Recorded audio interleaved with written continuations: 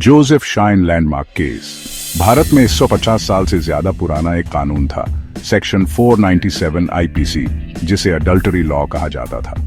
इस कानून के मुताबिक अगर कोई शादीशुदा आदमी किसी और शादीशुदा औरत से उसके पति की परमिशन के बिना सेक्सुअल रिलेशन बनाता तो वो आदमी अपराधी माना जाता और उसे 5 साल तक की सजा हो सकती थी।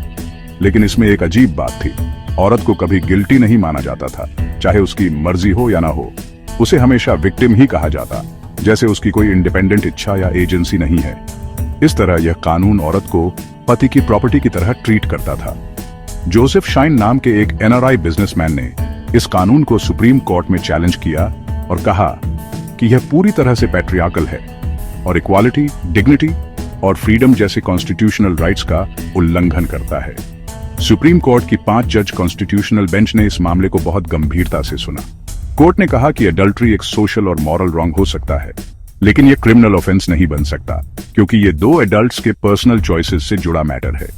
कोर्ट ने यह भी साफ कहा कि मैरिज का इंस्टीट्यूशन ट्रस्ट और रिस्पेक्ट पर चलता है, लेकिन अगर कोई अडल्ट्री करता है तो उसका असर पर्सनल रिलेशनशिप पर पड़ता है और इसे सिविल रेमेडीज जैसे डिवोर्स या सेपरेशन से डील किया जाना चाहिए, न कि क्रिमिनल लॉ से। सबसे जरूरी बात यह रही कि कोर्ट ने माना कि यह कानून औरत की डिग्निटी और ऑटोनॉमी को चोट पहुंचाता था, क्योंकि इसमें औरत की इच्छा या कंसेंट को कोई महत्व ही नहीं दिया गया था। यह हस्बैंड को एक तरह से वाइफ पर मास्टरी देता था, जो इक्वालिटी के खिलाफ है। कोर्ट ने इसे आर्टिकल्स 14, 15 और 21 का उल्लंघन बताया। आर्टिकल 14 इक्वालिटी की गारंटी देता है, आर्टिकल 15 डिस्क्रिमिनेशन को रोकता है और आर्टिकल 21 हर इंसान को डिग्निटी और प्राइवेसी के साथ जीने का हक देता है। इस जजमेंट ने यह भी बताया कि स्टेट मोरालिटी को एनफोर्स करने के लिए इंडिविजुअल्स की पर्सनल लिबर्टी को क्रिमिनल लॉ से पनिश नहीं कर सकती।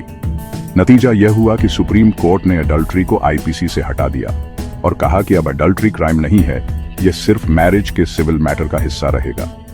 इस फैसले ने जेंडर इक्वालिटी को मजबूती दी, महिलाओं की ऑटोनॉमी को रिकॉग्नाइज किया और भारतीय समाज में इंडिविजुअल फ्रीडम और कॉन्स्टिट्यूशनल मोरालिटी के इंपॉर्टेंस को एस्टैब्लिश किया।